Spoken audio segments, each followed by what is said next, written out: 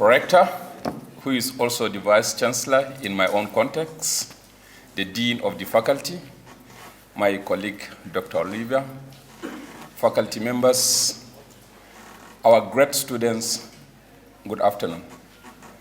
Let me start by thanking Allah subhanahu wa ta'ala for bringing me to Pakistan and specifically for bringing me to your university.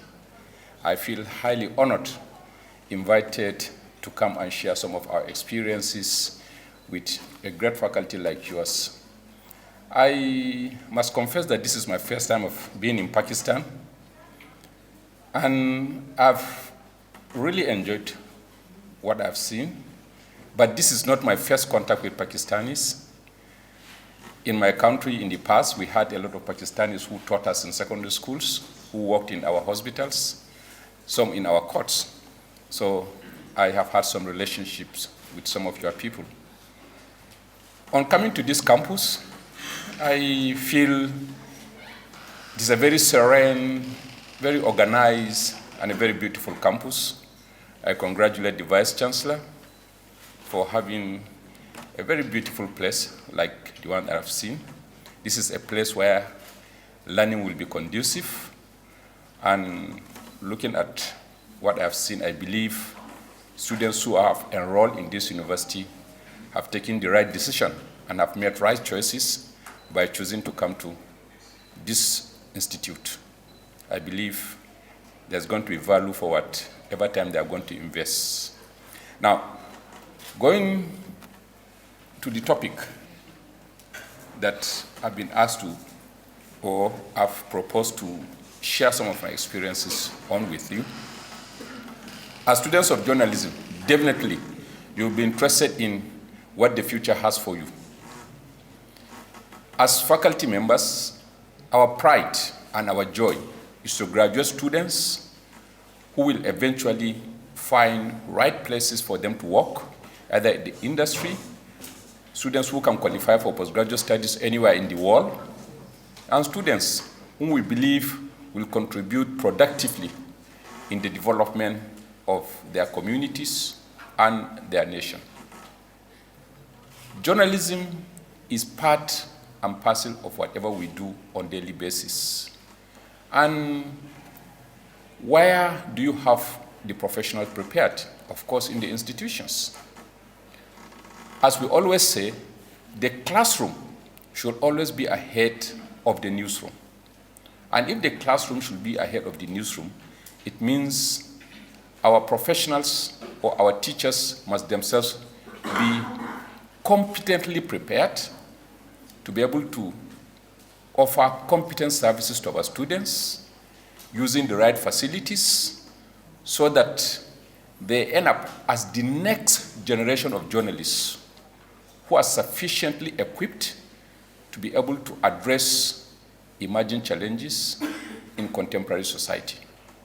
But that will not happen except if our curriculum or our education itself is dynamic. The experiences I'm going to share with you mostly will be from the Nigerian context. But the beauty of it is that Pakistan and Nigeria share a lot of similarities in a number of areas. Apart from having a common colonial history, I've also realized that our educational system are basically similar. The contents of our curriculum are also in a way similar.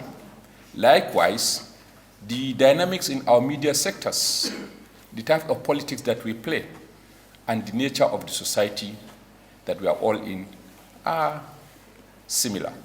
Therefore, a lot of the things that I may be saying may ring bells in your minds, knowing that what obtains in Nigeria may possibly be obtaining here also.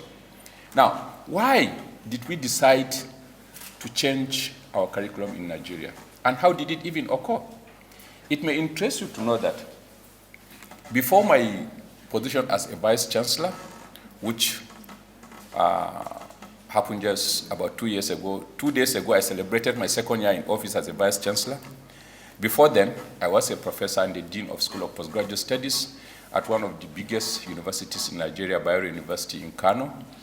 And within a period of 4 years, I was lucky to get grants of about $4 million, or about 4.5 from different sources, some of which I use to review the national curriculum in Nigeria. I started the project in 2017 and eventually submitted it to our regulatory agency. We call ours National Universities Commission. Here, I think Higher Education Office, also you call it. And it was assessed, submitted to several bodies. They all agreed that yes, what we did in Bayero University, Kano is good enough and can serve as our national document. It was validated and now being implemented in all our universities. By the way, we have about 221 universities in Nigeria.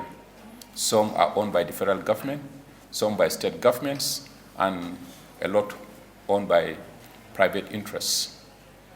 But wherever mass communication is offered, the curriculum is the standard guide for use.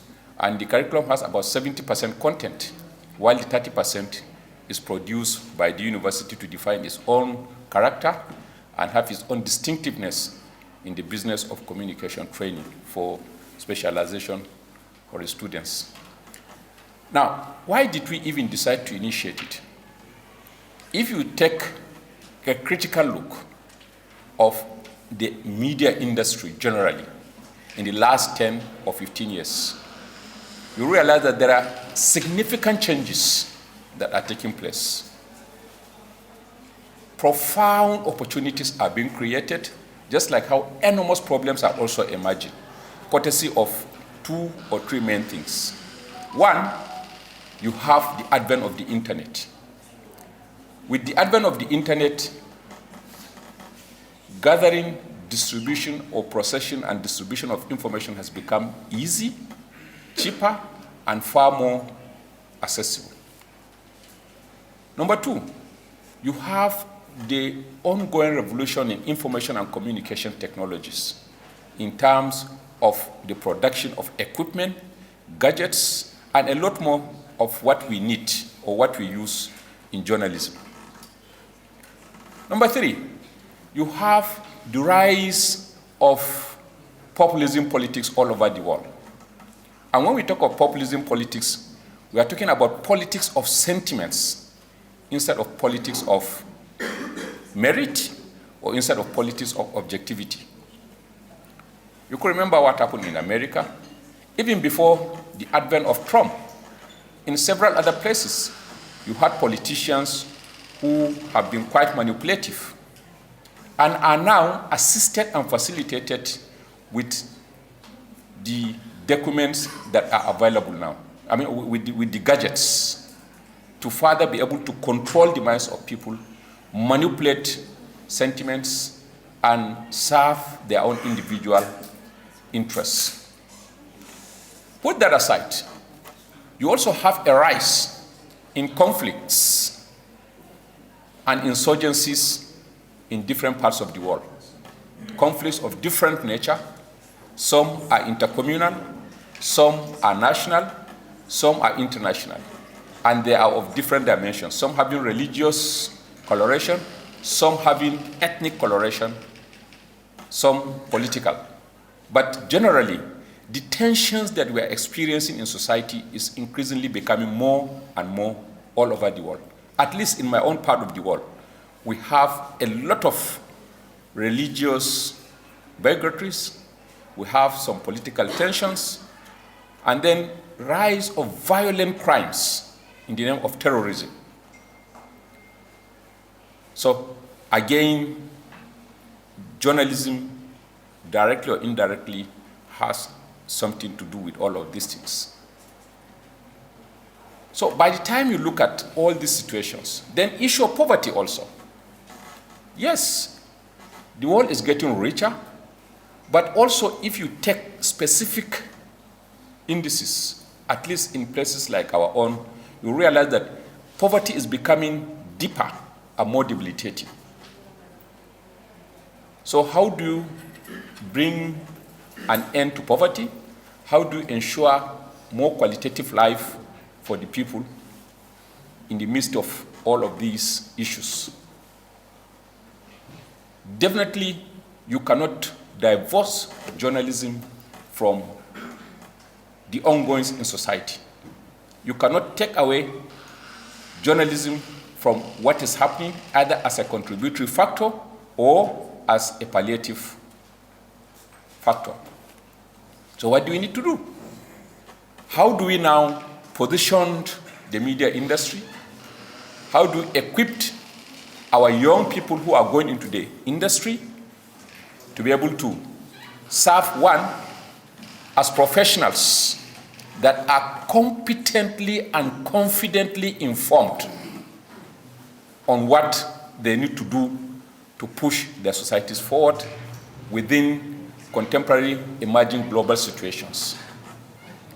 Secondly, how do you develop the capacities of journalists who can graduate and become investigative journalists, who can dig out the facts and ensure accountability, transparency, and trustworthiness in the process of governance for societies to live in peace and survive. Number three, how do you also train journalists or media professionals that are equipped to understand issues of conflict, to understand the dynamics in society that lead to conflicts, insurgencies, terrorism, bad governance? So what can they do? Instead of graduating to become escalators of some of these conflicts, how can they become part of the solutions in society to develop or to bring peace and harmony for tranquility to prevail in society? This training must be deliberate. We cannot simply assume that because you have come to the university, you have learned, you can easily go and practice.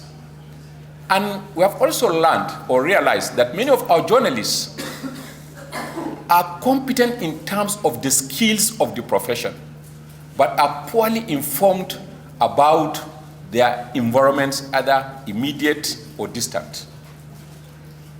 You have a student in a university who cannot draw the map of his country, who cannot tell you the history, who is least informed about the sociology or the anthropology of the complexities of his society, not to talk of his external environments. Such a journalist is barely literate. Yes, you can be a good editor, you can be a good reporter, but you are not reporting in a vacuum. You are reporting about people. You are reporting about societies. What is your deep knowledge of the societies that you are reporting? Do you know the history of your community? Do you know the sociology of your environment? Do you know the basis of your multicultural existence or the diversities in your communities? If your knowledge about some of these circumstances are poor, then certainly you may end up being more of a propagandist or a journalist that will be causing more confusion in society than creating solutions for the progress and development of your society. A poorly informed journalist is a liability to his newsroom. So putting all of these things into consideration, we feel, or at that time we felt, that there was a need for us to certainly take a second look at what we have been teaching our students, so that we can also align our curriculum or contents of what we teach in line with emerging issues, as well as helping our students to have a deeper knowledge of our environment and train them to appreciate the essence of investigative journalism that could bring out the facts and fight corruption using the pen, so that society could utilize its resources instead of fewer people stealing what is available for the society to continue to suffer. At least in my country, I know that corruption is a big issue. So we are now trying to reorient the teaching through the change in the curriculum. And I told you earlier on Because of the advent of the internet and the opportunities created by the information and communication technologies, a lot of things have come up, particularly affecting journalism. Yes, we know that these things are affecting almost every aspect of our lives. But for people like you and me, we are more concerned with the profound impact of these things on our profession, journalism. With the advent of the internet, at least in the Nigerian context, there are profound changes that have resulted into challenges, apart from the opportunities. What are some of these challenges? Somewhere I've listed about 5 or 4 of them that you could see appearing as fallouts from what we are seeing today. 1, the issue of funding. With the advent of the internet, funding for the conventional media has drastically reduced.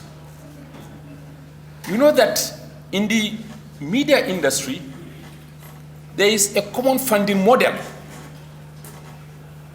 And what is this model all about? Depending on advertising, revenue, probably for government-owned media in countries like my own, getting subventions from government, and maybe sources like sponsorships and others.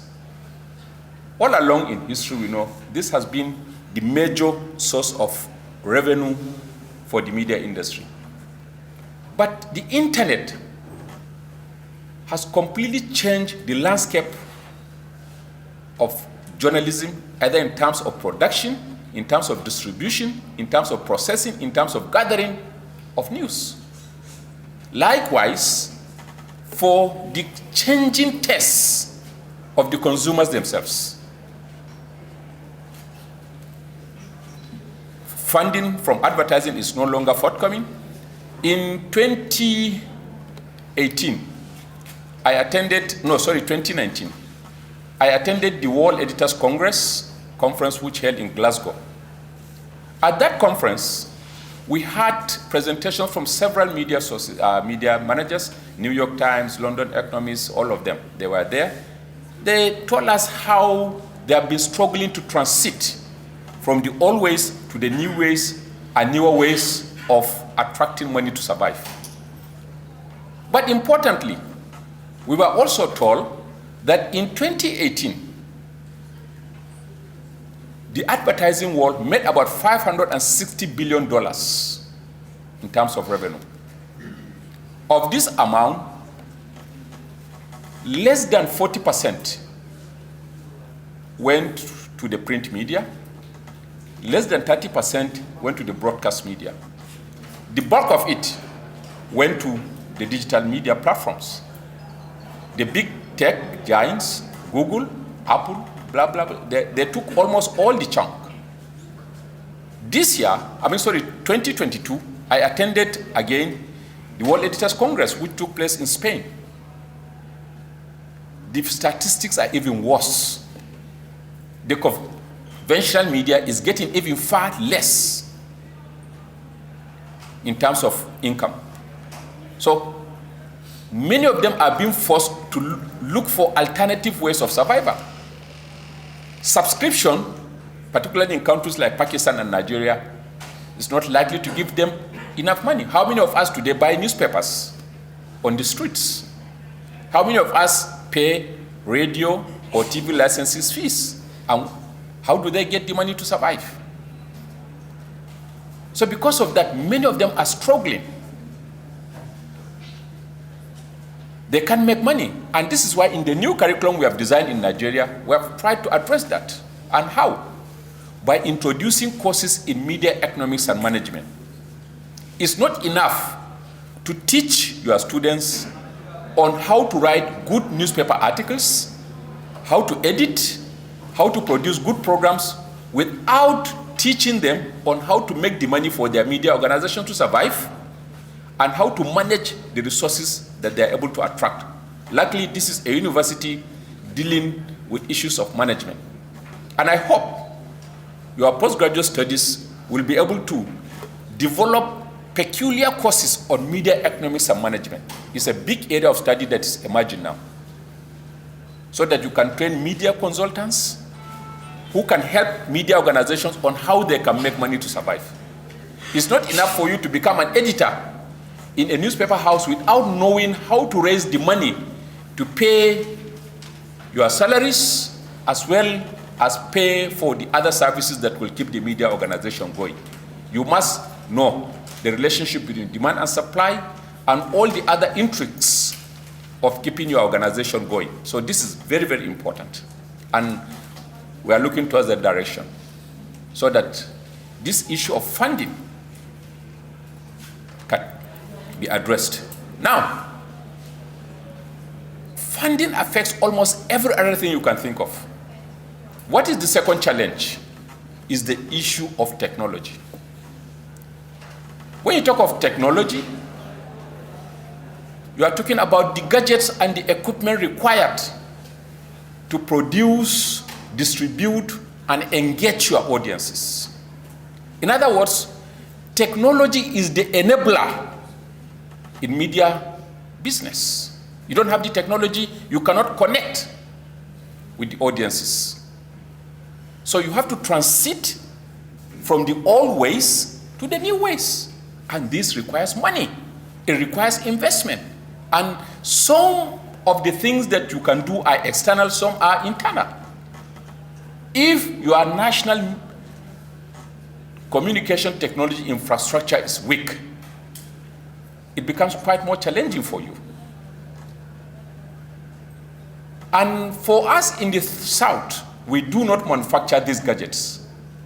Largely, we import them with huge sums of money using foreign exchange. And the dollar is becoming increasingly scarcer and scarce. So, issue of technology is a huge challenge for us. Because today, any media organization that is not online, that is not on any of these platforms, that cannot use latest gadgets to edit, to gather information, you're out of business. It is either you ship in or you ship out, or you are abandoned at the motor park and the world will continue to move. And these technologies are not in your control. You have to spend big money. And yet, the money from other sources that you expect are not coming in. So how do you do it? So the second challenge is that of getting the right technologies to survive. And look at it this way. While as a media organization, you have to spend big money to invest in technologies, you now have the rise of the citizen journalist. Somebody who, with his handset, becomes a reporter, an editor, as well as a distributor. He's competing with you. And he also attracts advertising money on his platform. With a very cheap Android phone and a data of, maybe 50 rupees or less, you are in business. All you need is capture the photographs, write it in the way you want, and start distributing. And before you know it, you have a blog, and before you know it, you are making money and competing with the person that has invested in huge equipment, production cost, and all of that. And Google will be paying you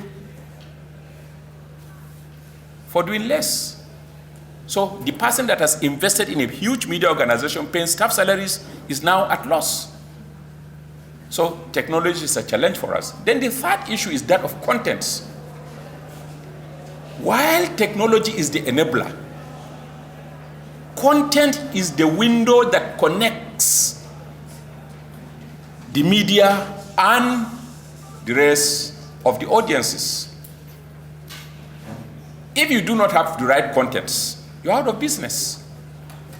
You are competing with several other content producers, either in the formal setting or in the informal setting.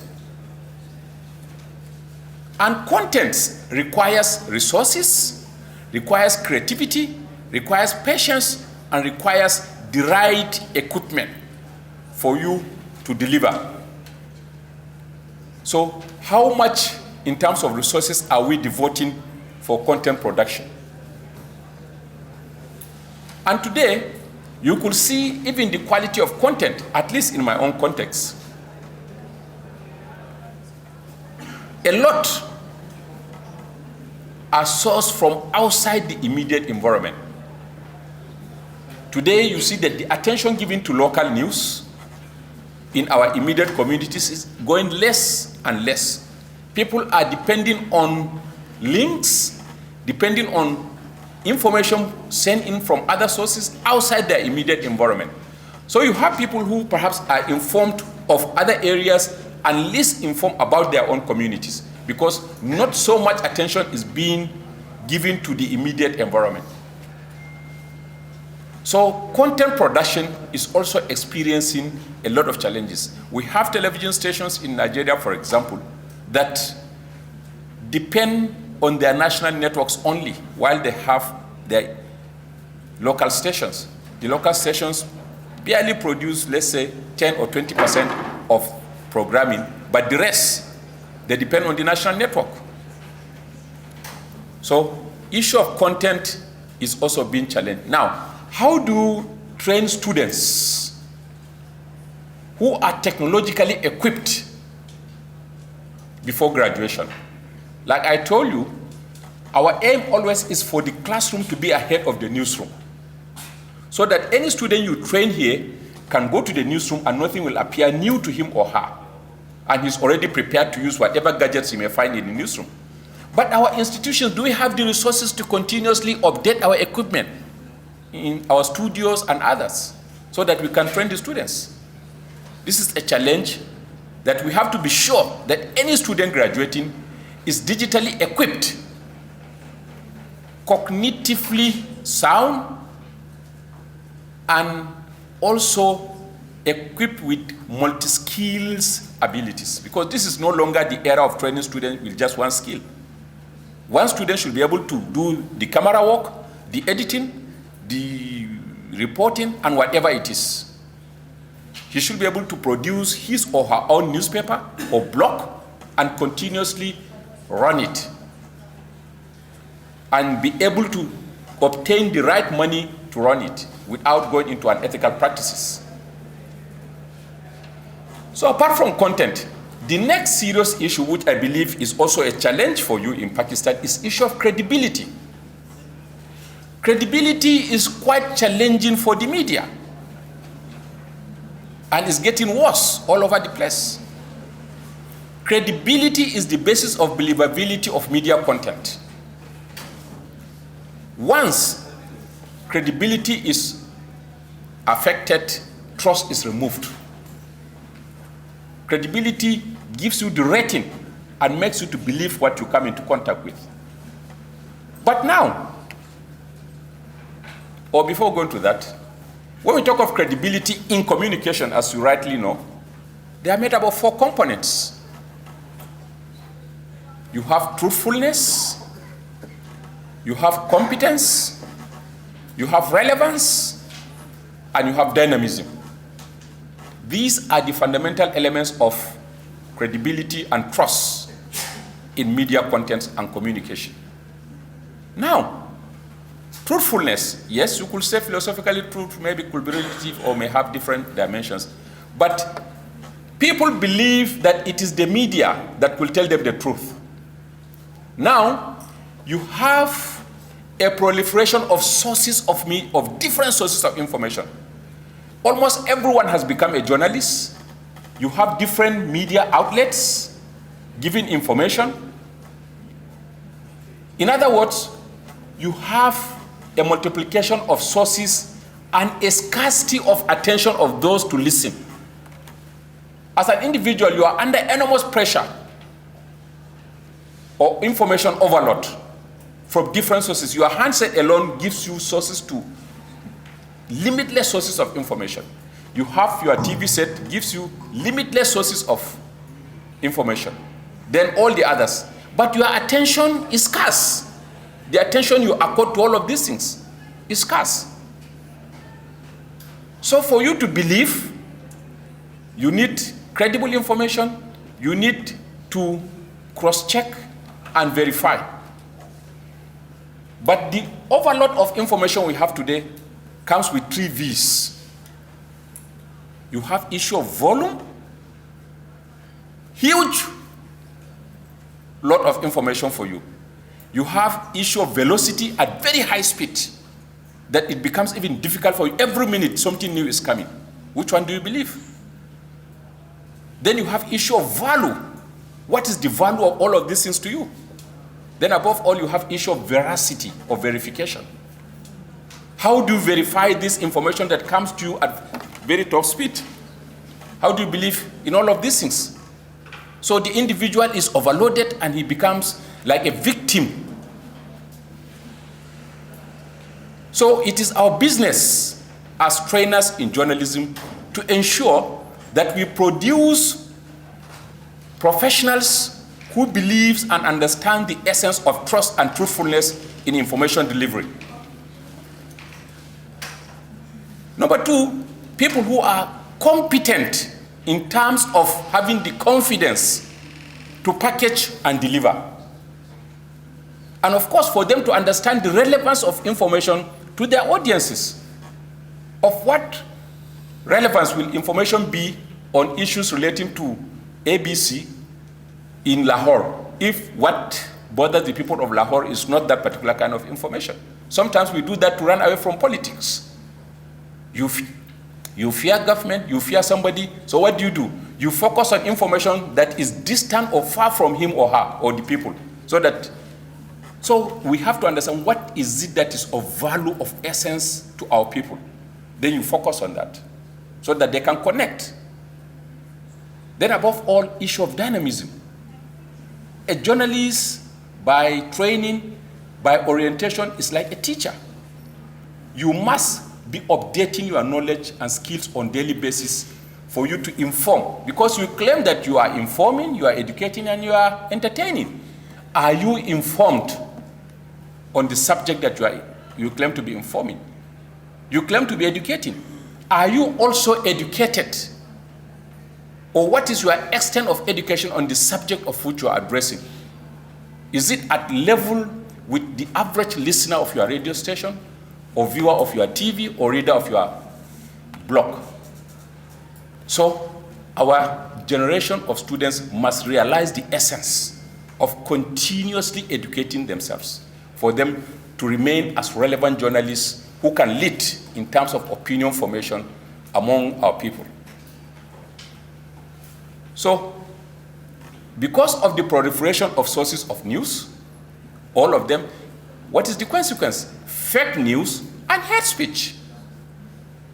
You have individuals who specialize in manufacturing information that is incorrect. So they specialize in misinforming, disinforming, and malinforming society for whatever reason, either mischief, politics, or for whatever reason, or to cause confusion in society. And you have so many vulnerable citizens who believe in some of these things because, one, they are young, they don't know the history, so they cannot even cross-check. Two, they have no experiences of other places, so they don't know. Three, they don't even travel. So their only sources of information is what? Is the digital platform. And many of our young people today are not even connected to the conventional media for them to verify. They are always almost on the platforms. WhatsApp, Instagram, blah, blah, these are their sources of information. So any disinformation they come into contact with is what they believe in. And the minds of some of us becomes like those beans of rubbish from the social media. We do not even know which side to believe and which not to believe. And so you have young men and young women who appear to be informed but totally ill-informed. And this is dangerous for the society. So how do we address that? Media people or young people like you have a challenge. And above all, it subverts your own media profession. It renders conventional media irrelevant because people believe more in these sources than you. So you have no use. And breaking news is 24 hours on the handset. On radio or TV, you have to wait until it is time for news. And people don't have patience and time for that. It is now content on demand. It is no longer people waiting for you. So how prepared are we for all of these things? What kind of students are we producing? Who are knowledgeable about fake news? Who are knowledgeable about hate speech? At what point do you draw a line between hate speech, dangerous speech, and offensive speech? And how sensitive are you in terms of your knowledge of heterogeneities and the diversities of your communities? Do you know what will make a typical Muslim angry? Do you know what will make a typical Christian angry? Are you sensitive to the feelings of the other side? Do you know what makes people of different ethnic groups angry? And how do you go to positions of promoting or strengthening peace in a highly diverse community like my own as a journalist without faltering? And in my own community, it's so easy for individuals to ethnicize, religionize, politicize, or just throw away any information they come into contact with. So how do you manage all these tensions in a diverse society without becoming an instrument in igniting conflicts that could lead to that will consume lives and properties? So these are challenges that we have. And above all, issue of press freedom and safety of journalists. The typical journalism practice cannot be practiced without independent without independence. As we always say, economic independence determines editorial independence in journalism. And we have been talking about funding issues. So our freedom itself is at stake because we do not have the economic capacity to sustain our professional competence and our roles. So we have to train our students to learn to understand the essence of press freedom or media freedom generally. And that will only happen if the society itself is free. So a typical journalist must work towards ensuring that there is freedom in the society first, then freedom for you, and your own safety as professionals. I'm sure it will not be our joy to train professionals who will engage in investigative journalism for them to be killed. If you follow the statistics, go to UNESCO platforms or just follow some of the statistics on safety of journalists. Every year, many of our colleagues are killed either because of politics, from drugs barons, by religious zealots, and by several others. So it should not be our burden to be trained and killed. Just like how the doctor survives, how the policeman survives, how the teacher survives to do their business, we should also survive. And we should be safe. Safe, number one, first. We should be psychologically safe, free from fear. We should be physically safe for our health. We should be economically safe, not for you to work and without being paid. Socially safe, gender safe, online safe, politically safe, socially safe, for you to practice as a professional that will be respected. But what do we have? We have journalists who work but cannot be paid. They are economically unsafe. So they are compromised in a way, and that has consequences on ethics of the profession. So we have to equip our students in terms of their training for them to learn to be safe in almost every respect. Not for them to operate in fear. How do they strengthen their unity? No story is worth the blood of any journalist. And you have to be alive to remain and tell the story. So how do we equip you? It has become an important course in our new curriculum, issue of safety of journalists. Gender safety, for example. Our females reporters, for example, should not be harassed. Our men who are on the field should not be harassed, either by security agencies or by some other discriminant or whatever kind of interests. So we have to train our students to learn to be assertive as well as protective of their health, of their interests, and of course of their profession. So all of these issues that I've raised and a lot more have directly and indirectly been captured through the various courses we have designed into the new curriculum we have developed in Nigeria. And we unbundled the program in such a way that we now have about 8 degree programs in communication and media studies program. One, you have BSc journalism, BSc broadcasting, BSc development communication, BSc information and media studies, which we call digital communication here, BSc public relations, BSc advertising, BSc strategic communication, and BSc film and multimedia studies, about 8 of them. Of course, we have the traditional mass communication for those that are slow in adjusting. And in all of these things, we tried as much as we could to involve relevant stakeholders in the process of carrying out the review. I led the process, like I've told you earlier on. UNESCO, for example, from Paris was involved. I brought in the head of curriculum, the UNESCO office in Paris. He was part of the process. In our own local context, we have the industry represented by different media employers. We have the regulatory agencies like the National Universities Commission, the Nigerian Institute of Public Relations, Advertising Practitioners Council, the National Press Council. Then we also have the civil society organizations of different types that have stakes in the media sector. Of course, all our professors were involved. Then our students also, who are like the beneficiaries of what we have been doing, were also brought in. So we did series of meetings, took a look at what we have, identified areas of gaps, did some kind of situational analysis, and then also looked at what is happening elsewhere outside Nigeria.